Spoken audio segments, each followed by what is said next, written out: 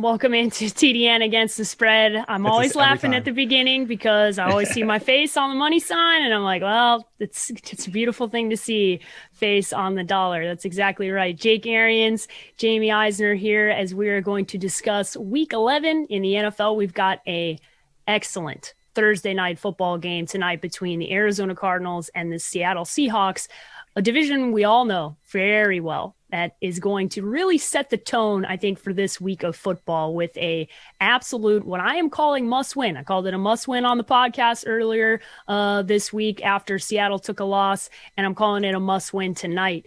Let's discuss this game quickly, and I want to start off with you, Jake.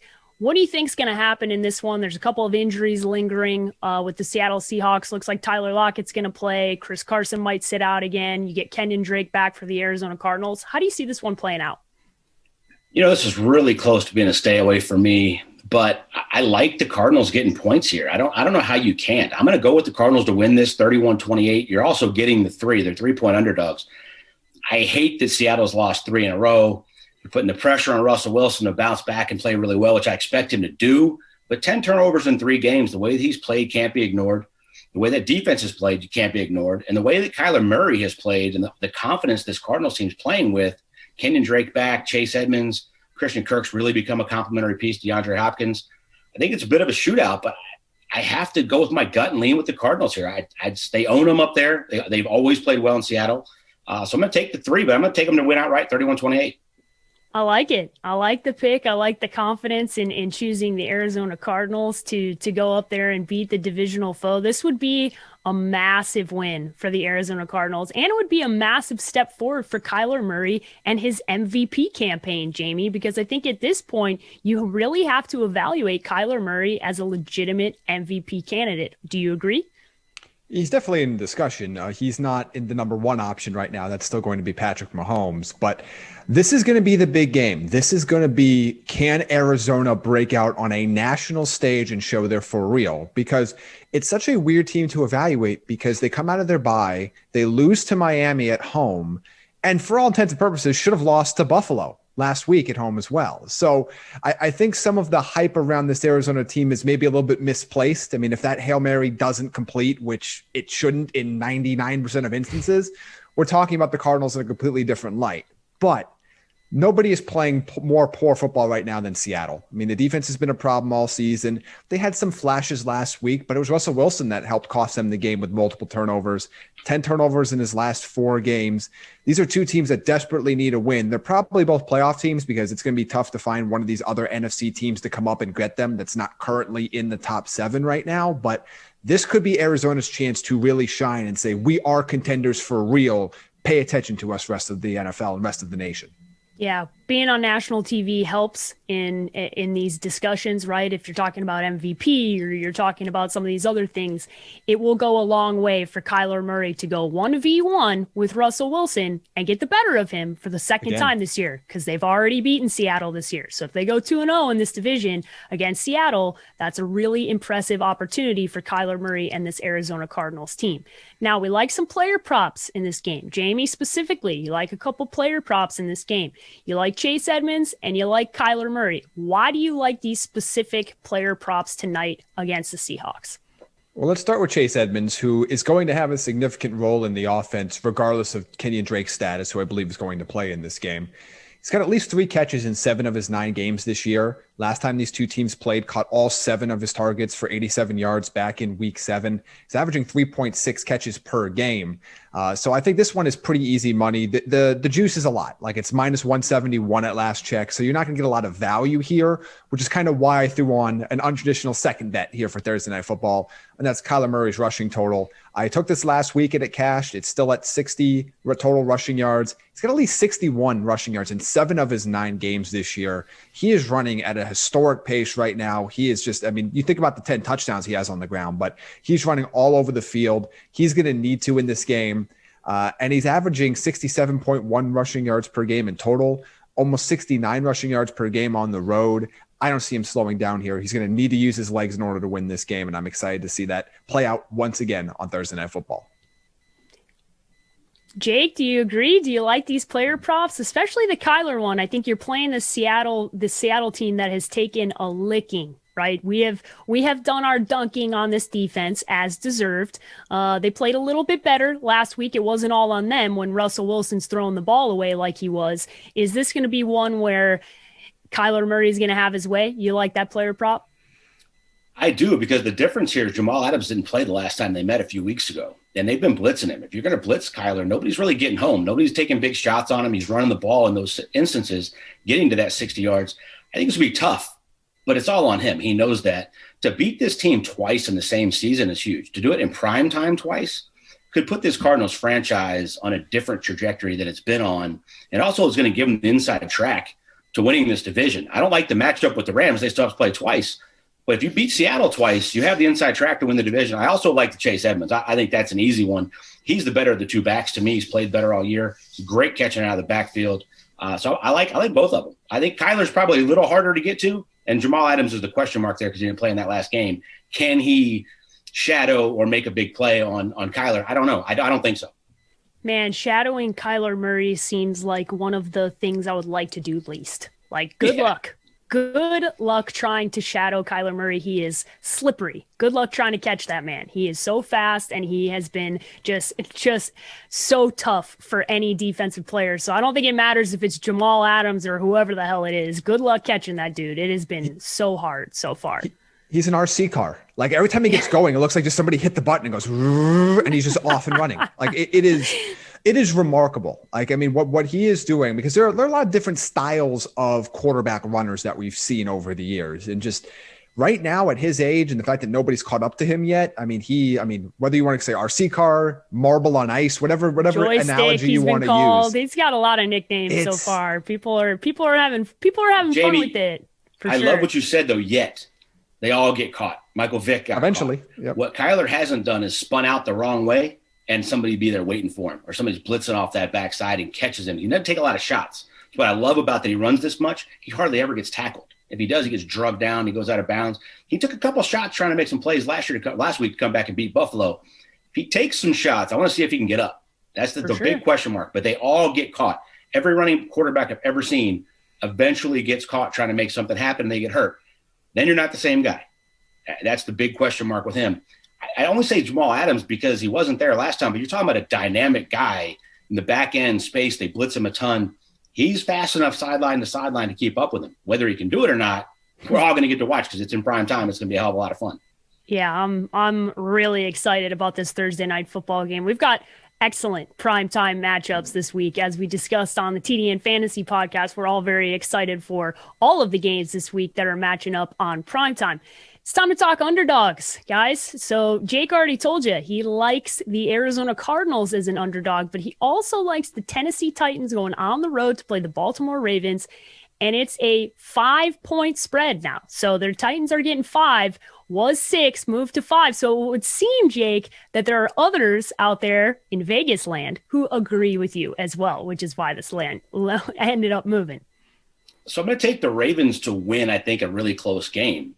But 6 points moving to 5 makes no sense at all. I don't know what you've seen from this Ravens team that thinks there should be 6-point dogs or favorites on anybody. And by the way, this Titans team is almost exactly the same that went up there and beat them in the playoffs last year when they were hot. Ran it down their throat. You can run it on this Baltimore defense. And if they're not like Baltimore, where Lamar Jackson's 1-7 now all time when trailing at halftime. If they can rely on Tannehill. They have the weapons to go get back in this game. I just don't see them being blown out at all. I think Baltimore is the more desperate team. So I'm going to take them to win 24-21, but I think the Titans cover that. And it's they're both 6-3. It's a very disrespectful line to me to this Titans team. The problem for me with that too is that sometimes in those desperation moments, it causes you to force things, right? And it almost lends itself to a Tennessee team that I think will make less mistakes, and Lamar, where he will potentially take a shot or two that maybe he shouldn't because they're forcing things, they're pushing, right? They're just coming off another bad loss. So it'll be very interesting. I thought the same thing when I saw that line. Jamie, you like an NFC South matchup. You like the Atlanta Falcons going on the road to play the New Orleans Saints. They're a 4.5-point underdog in that matchup. What is it about this game that you like specifically, other than these two teams, when they meet up, especially later on in the season, things get weird. No matter what, no matter who's the best team in the NFL or wherever the standings are, there's always some weird outlier game between these two teams. Yeah, there's three things for me. One, that it's just that, is that these teams always play each other pretty close, especially later in the season. Two, the Falcons have been playing pretty well under Raheem Morris. I mean, if you take away that Todd Gurley shouldn't have scored a touchdown thing, they'd be 4-0 since he's taken over as head coach, even with all their other problems. And three, the Jameis Winston effect. And I think that's going to be very interesting. We're going to see a more erratic New Orleans offense. They can have explosive plays. I want to see how often they try to go down the field, which is something they just simply don't do with Drew Brees anymore.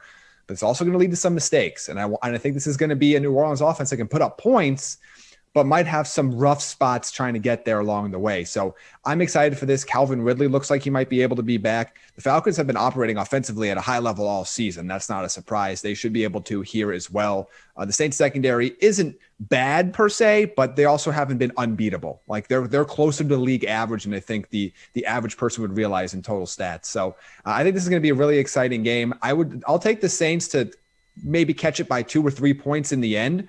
But the Falcons getting 4.5 or 5, depending on where you're getting it or what time you got this bid in. I think that's too much.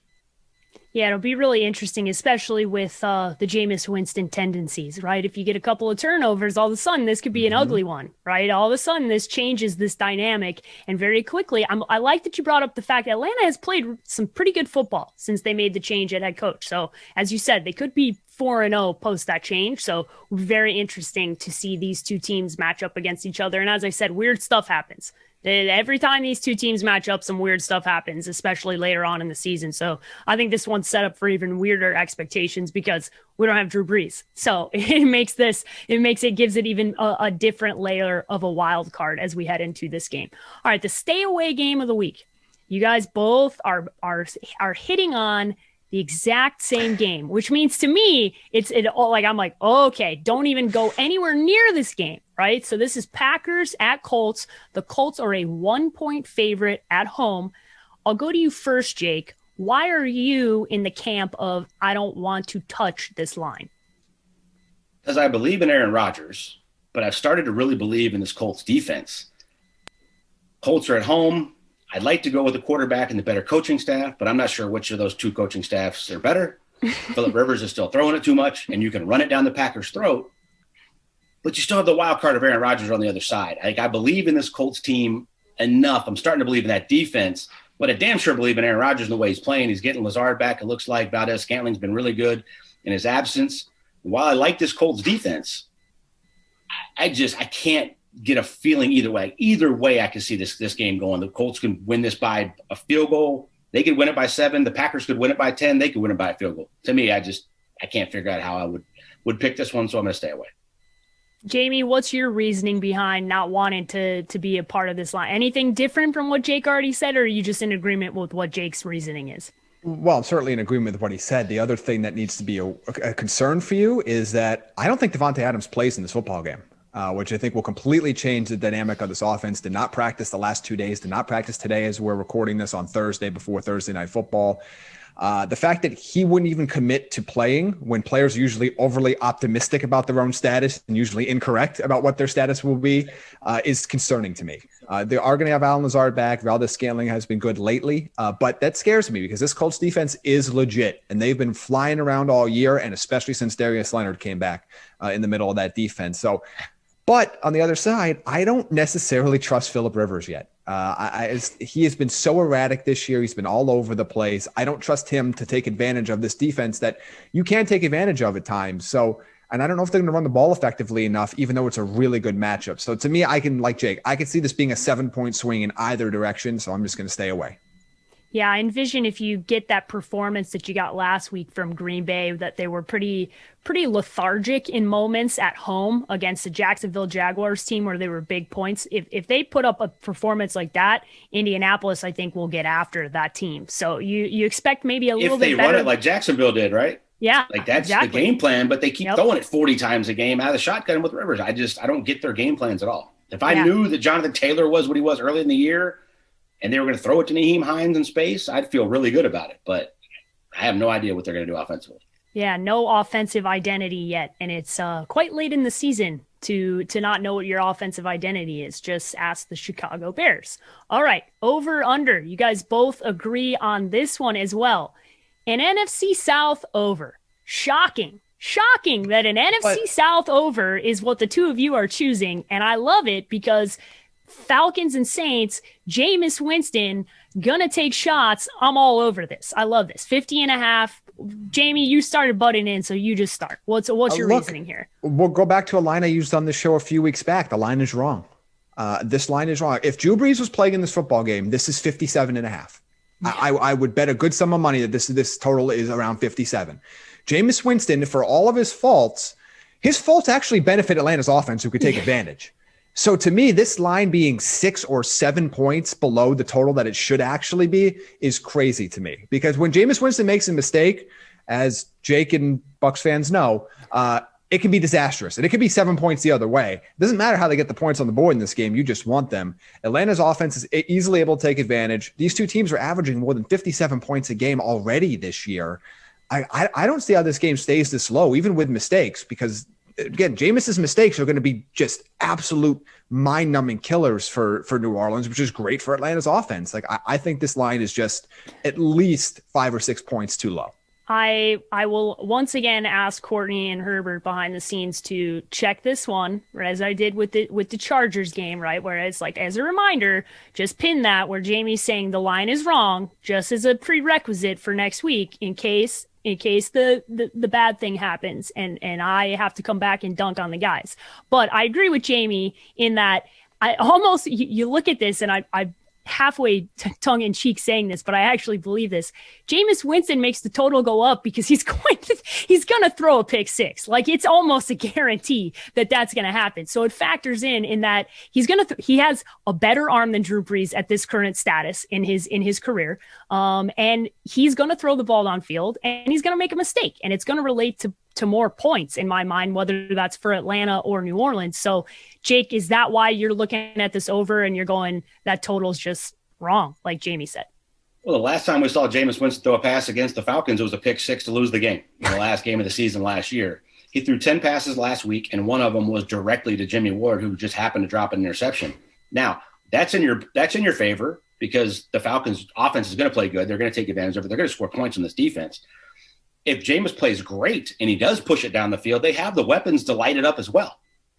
That's my big reason for liking this. This game's always within 3 points, whether one of them's good and one of them's bad. It doesn't matter. They usually split the season series anyway. I'm taking the Falcons to win this game. I think they put up 31, and I don't know that the Saints can match that. They're coming out of a bye. I like the way they were playing. We talked about since they made the head coaching change. We'll see what they can do to stop it. But to me, there's just so many question marks, but they all point towards a lot of points. Yeah. Yeah, the question marks, as we said, they all relate to this factoring in and being more points. Whichever team that is, it doesn't matter. You don't care. When you like the over, you just like the point. So you'll take the points on a pick six for a touchdown. They all count the same. I agree with you guys. I think this one is an over that we can check off, especially because the two teams that are playing in it and the quarterback that happens to be suiting up for New Orleans. All right, guys, time to lock it in. The official locks of the week. Jake, you are up first. The line is not up right now at betonline.ag, but you can find it. You'll be able to get it again at some point before kickoff on Sunday. The Dolphins, a 3.5 point favorite at the Denver Broncos. You like them 28-20. So you like them big. This is how Jake does this, right? He sits down and he writes how he thinks this is going to score, right? So he thinks it's going to be 28-20. Then he looks at the line and he goes, yeah, this is one of those locks. So what about Miami do you like this week against Denver? I was not a big fan of the Tua move, but Tua's not turning it over. He's playing very conservatively. I love Chan Gailey's offensive game plan with him. Easy RPOs, easy completions, not reading the entire field. They're running it okay, but what I love is their defense. Byron Jones and Xavier Howard on the opposite sides of each other, they're shutting everybody down. You're not running it on them. They're playing extremely good defense, but Brian Flores is getting really creative too. They have exotic blitzes. They're bringing the house. I love what this Denver Broncos team could be in another year. I love the weapons that they potentially have. but they're not all showing up every week. Drew Lock's playing extremely inconsistently. He had 4 interceptions last week against the Raiders. He's banged up. I don't care if he plays or not. I just think the Dolphins are significantly better. They've been fine on the road. To me, 3.5 was extremely disrespectful. If you watched any of that Broncos-Raiders game last week, the Dolphins deserve to be much bigger favorites in this game. Yeah, it's been a tough road for the Denver Broncos and their fan bases. I know they're having a tough time coming to the reality that they once again might have chosen the wrong quarterback, and they might again be on the lookout for a replacement at the quarterback position. May I direct you to the mock draft machine on thedraftnetwork.com. Have fun. There's a lot of quarterbacks coming out, and I don't think Drew Lock is the future. So feel free to jump on there and have yourself some fun, Denver fans, since you probably have just as good a chance as choosing a quarterback as John Elway does. Jamie, let's talk about your locks. You got 2, right? You got 2. Well, you got the Patriots -1.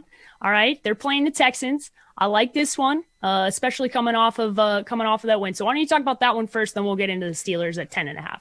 Well, first, we need a shot of energy here because it's time to swing for the fences. It's been a rough year for my locks. Okay, here we go. So it's been a difficult year for everything else, but against the spread, player props been great, but the locks have been a problem. So I'm going to come at you with 4 of them this week, and this is on the fly. I'm gonna lock in the over. Me and Jake agreeing on the over in Atlanta New Orleans. We're gonna throw that in there. You already know why. Once that line at BetOnline becomes available for the Dolphins, I love that as well because have you watched the Broncos play recently? A double lock. But I love these 2 as well, and here's why. Let's start with New England. Houston can't stop the run. They're bad. They are horrible. They just got their doors blown off by both Nick Chubb and Kareem Hunt last week. They are the worst rushing defense in the NFL coming into that game, and then gave up 230 plus yards on the ground and remain the worst rushing defense in the NFL. Patriots offensive line is playing at a really high level right now. Damian Harris is having a lot of success, 200-yard games in the last 3. Ken Newton can still run the ball. He's still very unpolished as a passer at this moment, but he can run the ball. I think the Patriots win this game, and I was surprised to see that this is only a 1-point spread here. Houston hasn't competed well against anybody that hasn't been Jacksonville, and their defense can't stop anything. So I think New England just runs it down their throat all game, and they come away with the victory. As for the Steelers, this is the biggest spread of the weekend, so it always concerns you. But this is a massive mismatch on both sides of the ball. Jake Luton's never faced a defense like this in his life. I don't think he's going to be prepared for it. If James Robinson struggles at all against this top 10 rushing defense, the Jags don't even have a chance to keep this game close. Ben's coming off of his best 2 games of the season. He looks good. All of his weapons are healthy. I think the Steelers just grow into Jacksonville and just keep on rolling, go to 10-0, and we'll get that really exciting Thanksgiving night matchup with Baltimore on tap. Really hoping we get Baltimore to get a victory and Pittsburgh to really set up a beautiful Thursday night matchup between these 2 teams. I don't want Baltimore to be licking their wounds heading into that game. I want them to go get a victory. I want the Steelers to win, and I want it to set up very, very nicely for that Thursday night game. Shout out to Ben, who also tried to get his way out of practice this week, which I thought was absolutely hilarious, seeing as he was able to sit out of practice last week and put up the performance he did. If you haven't seen that quote, go look up what Big Ben and tried to pull over on Mike Tomlin. Needless to say, he had to show up for practice this week. Did not go over with Mike Tomlin, which I was not surprised to hear Mike was having none of. We've reached the end of the show, guys. 2-minute warning. Back to back, you each have a minute. Jake, you have the floor. Jamie, jump in right afterwards. The floor is yours, Jake. Go ahead.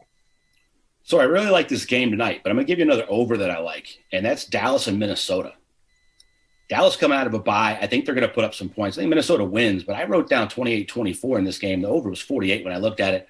I like that one. Really excited about this game tonight. The Cardinals franchise could really take a step towards all this Kyla Murray hype being the real deal, but still having a bunch of draft capital to build around them, still being okay on the salary cap as well, to where they're really building something for next year.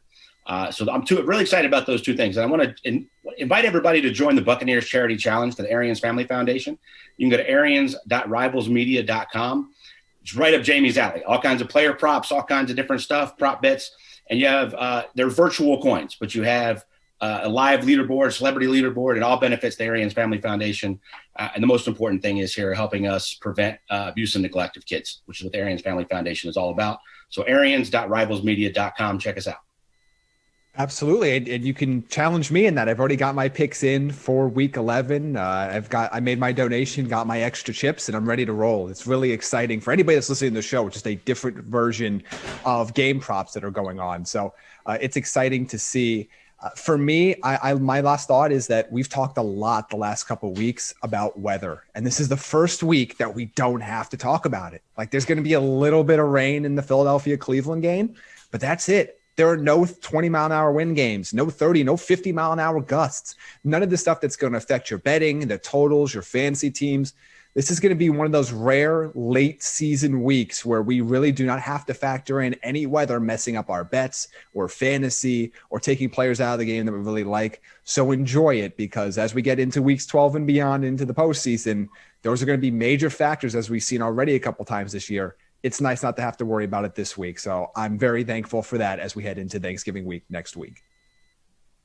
All right, guys, my final thoughts are just to revisit what Jake already said. So please go to Arians. I want to make sure I get this right, so I'm putting it right in front of me. Arians.rivalsmedia.com. So go visit that site. Make sure you take on Jamie. If you beat Jamie, please screenshot and send to me and Jake so we can then turn around and bring this back to the show to then rub it in his face. That is most importantly the objective of this, and also to give back to a wonderful charity in the Arians Family Foundation. If you want more information on what the foundation does, or just to learn more about CASA and what the cause is, go to ariansfamilyfoundation.com. That way you can check out more about the foundation and just get to know it. You can also, on Jake's social, on my social, on Jamie's social, we'll share some links. We'll put stuff out so you guys can be able to participate in that process. And most importantly, #BeatJamie. So please make sure you use that #BeatJamie.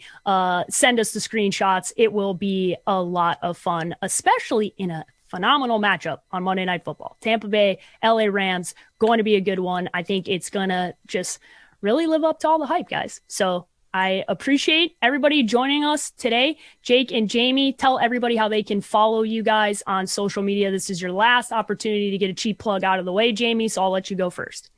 Follow me at Jamie Eisner on Twitter for all of our locks of the week, our gambling, fantasy football. If you play that, you watch us from there. All that content can be found at Jamie Eisner and at TDN Fantasy on Twitter. Jake? At Arians NFL on Instagram and Jake B. Arians on Twitter. Be sure to follow me, guys, at the _sports page with an I, both Twitter and Instagram. You can follow our podcast at TDN Fantasy on Twitter and Instagram. And be sure to check everything that we are doing out at thedraftnetwork.com. We'll see you guys next week.